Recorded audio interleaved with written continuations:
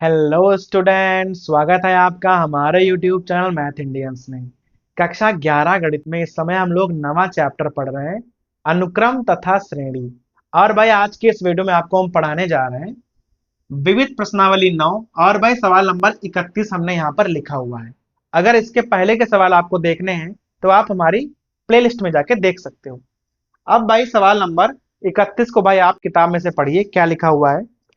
कह रहा है कोई निर्माता है, वो भाई घोषित करता है कि उसकी मशीन जिसका मूल्य है 15,625 रुपए।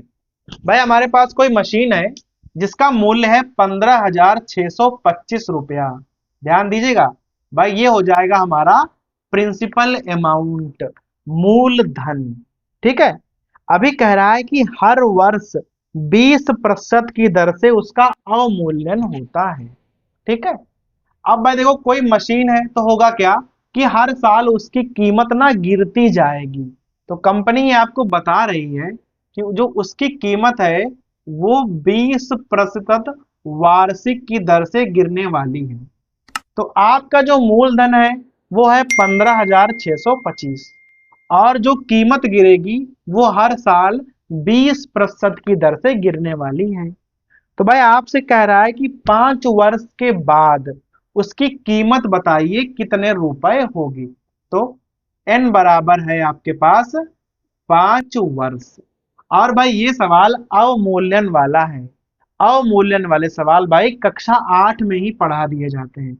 सूत्र होता है a बराबर p 1 - r/100, और यहां हो जाता है आपका n। ध्यान देना है, 1 - r करना होता है यहाँ पर, क्योंकि भाई यहाँ अवमूल्यन हो रहा है, कीमतें गिर रही हैं, तो यहाँ माइनस। अगर भाई ब्याज निकालना होता तो प्लस लगाते हम लोग। 15,625, यहाँ 1 - 20/100, और n का मान आपके पास है 5। देखो, 20 × 20 और 20 × 5 = 100। यहाँ भाई हल करोगे तो आ जाएगा 15,625, 5 और यहाँ बचेंगे 4, तो 4/5, और पावर हो जाएगी हमारे पास 5। अब भाई ध्यान देना, 5 की पावर अगर आप 5 करोगे, हल कर लो पहले। 15,625 यहां हो जाएगा 4 की पावर 5, भाई जिसका मान होता है 1024।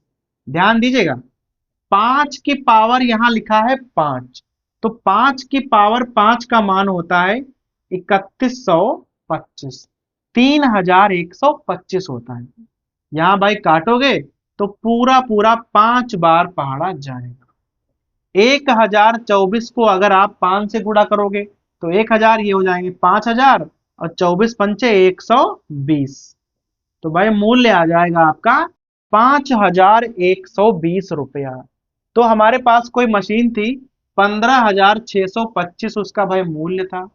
20% की दर से उसका मूल्य हर साल गिरेगा, तो हमने निकाला 5 वर्ष बाद उसका मूल्य। सूत्र वही है भाई, चक्रवृद्धि ब्याज वाला ही, बस यहाँ प्लस की जगह हमें माइनस लगाना पड़ा, क्योंकि भाई सवाल जो है वो अवमूल्यन वाला है, कीमत यहाँ हर साल घटने वाली है। हल किया, और भाई 5 साल के बाद हमें मालूम पड़ गया कि जो मशीन है वो 5,120 रुपए की बचेगी। क्लियर है भाई। तो ये हो गया हमारा सवाल नंबर 31। अब भाई सवाल नंबर 32 को पढ़िए। कह रहा है कि किसी कार्य को कुछ दिनों में पूरा करना है। तो भाई वहां 150 कर्मचारी लगाए गए थे। ठीक है, लेकिन भाई हुआ क्या कि अगले ही दिन 4 कर्मचारियों ने काम छोड़ दिया। उसके अगले दिन 4 और कर्मचारियों ने काम छोड़ दिया। भाई ऐसे ऐसे क्या हुआ कि प्रत्येक दिन 4 4 कर्मचारी काम छोड़ते चले गए, जिससे भाई प्रॉब्लम ये हुई कि काम पूरा करने में 8 दिन ज्यादा लग गए। तो भाई आपको ये बताना है कि कुल कितने दिन लगे हैं काम करने में।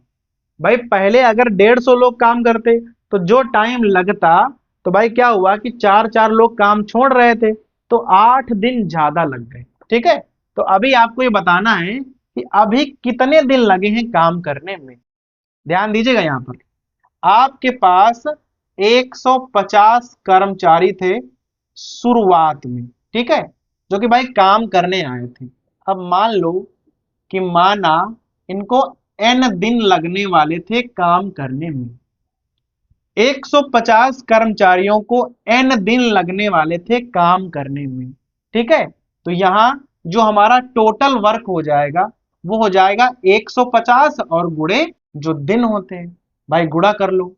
तो 150 कर्मचारी हैं, n दिन काम करेंगे। ठीक है, तो आप ये निकालो कि एक दिन में कितना काम करेंगे।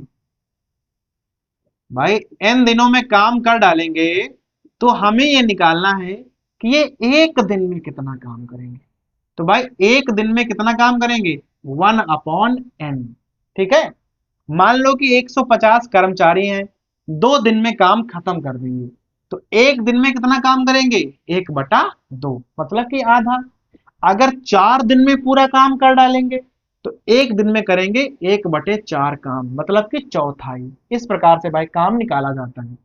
अगर n दिन लगने वाले हैं तो एक दिन में 1/n काम करेंगे। कौन लोग, 150 लोग। लेकिन हमें यह निकालना है एक कर्मचारी एक दिन में कितना काम करेगा। 150 कर्मचारी एक दिन में करते हैं 1/n वर्क, तो एक कर्मचारी करेगा 1/150n। इस प्रकार से फिर भाई समझ लो पूरा, 150 कर्मचारी हैं, n दिन लगते हैं काम होने में, तो 150 कर्मचारी जो हैं एक दिन में काम करेंगे 1/n। लेकिन हमें निकालना है कि एक कर्मचारी कितना करेगा, तो हमने 150 से भाग कर दिया, भाई मालूम हो जाएगा, क्योंकि यहाँ 150 कर्मचारी थे और यहाँ पर केवल एक कर्मचारी है। अब ध्यान दीजिएगा, पहले दिन कितना काम हुआ है। देखो पहले दिन भाई क्या था कि 150 कर्मचारी थे और एक कर्मचारी इतना काम करता है, तो 1/150n। क्लियर है।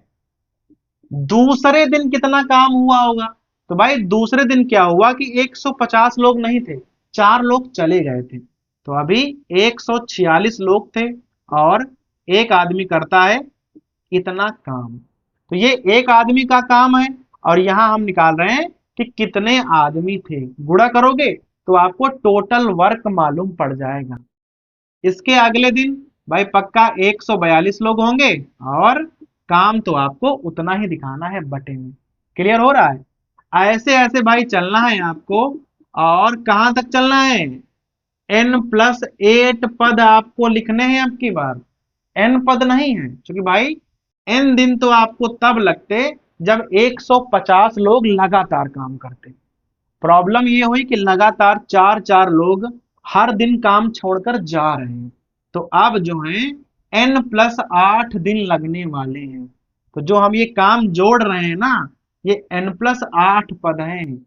और आपको भाई पता होना चाहिए कि टोटल काम हमेशा 1 के बराबर होता है। 150n 150n 150n सब में है, इसको आप उधर ले जाओ तो 1 से गुणा हो जाएगी, तो यहां पर क्या बचेगा, 150 146 142 डॉट डॉट डॉट डॉट, कितने पद हैं, n+8 पद हैं और बराबर में है 150n। भाई कॉमन लिया उधर ले गए, 1 से गुणा कर दी हमने। ये हमारे पास एक समांतर श्रेणी बन रही है।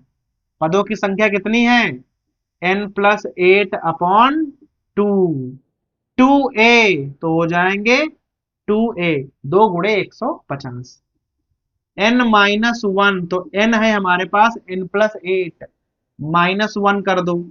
और भाई यहां सार्वांतर क्या है, देखो 4-4 लोग कम पड़ रहे हैं, तो यहां आप -4 करने वाले हो, बराबर में कर दो 150n। अब यहां थोड़ा हल कर लो, देखो यहां आप पहले इसको ऐसे उतार लो, n+8/2, यहां हो जाएंगे 300, यहां हो जाएंगे n+7, भाई एक घटेगा तो n+7 -4 से गुणा करो तो -4n और -28 आ जाएगा 150n। यहां भाई घटा दो, देखो तो आ जाएगा n+8/2। 300 में आप अगर 28 घटा दोगे तो सीधा आ जाएगा 272 माइनस 4n बराबर 150n। ये जो 2 है ना, 2 से यहाँ भाग कर दो आप, तो यहाँ आ जाएगा n+8। 272 का 136 हो जाएगा -2n बराबर 150n। अब भाई यहाँ आपको हल करना है, बहुत ध्यान देना। यहाँ ना पहले गुणा कर दो, पहले n से गुणा करो, तो यहाँ आ जाएगा 136n, फिर यहाँ आ जाएगा -2n², फिर 8 से गुणा करोगे तो भाई अचंग 48 हो जाएगा, 4 हासिल और 13 अट्ठे 104 और 4 कितने हो जाएंगे 108, इस प्रकार आ जाएगा। ठीक है, और 8 से यहां गुणा करोगे तो -16n बराबर 150n। अब भाई थोड़ा संभालना, -2n², यहां घटा दोगे ना तो प्लस के 120n, वो वाला इधर लाओगे तो माइनस के 150n प्लस 1088 और बराबर 0 हो जाएगा। यहां घटा लो जरा, तो -2n² -30n और प्लस 1088 बराबर का 0। -2 से ना भाग कर दो, तो n² प्लस 15n और माइनस, भाई यहां पर क्या बचेगा 542 आपके बचेंगे, सॉरी 44 बचेंगे, 544 बचने वाले हैं।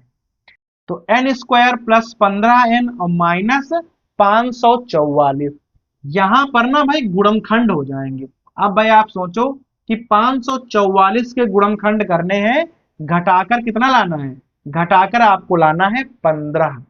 अब देख लो 544 कैसे आए थे, 544 आएंगे 136 गुणे 4 करने पर। क्लियर है, अगर आप भाई 136 को 2 से भाग करो, यहाँ 2 छंग 12 और 2 8 16, तो यहाँ भाई हो जाएंगे 4 दूनी 8 आ जाएंगे। ठीक है, इसे आप 2 से और भाग करो तो यहाँ 34 और भाई यहाँ आ जाएगा 16 आ जाएगा। यहाँ घटाओगे ना तो 18 आएगा, हमें लाना है यहाँ पर 15। इसे और 2 से भाग करो, ये 17 हो जाएगा, उधर हो जाएगा आपका 16 दूनी 32। ठीक है, 17 और 32 में पूरे 15 का अंतर है, यही हमारे गुणनखंड हो जाएंगे। n² plus 32n minus 17n और माइनस 544 बराबर 0।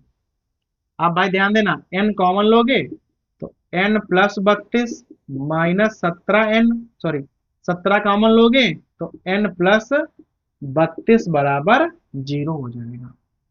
n प्लस 32 कॉमन लोगे तो आ जाएगा n माइनस 17 बराबर 0।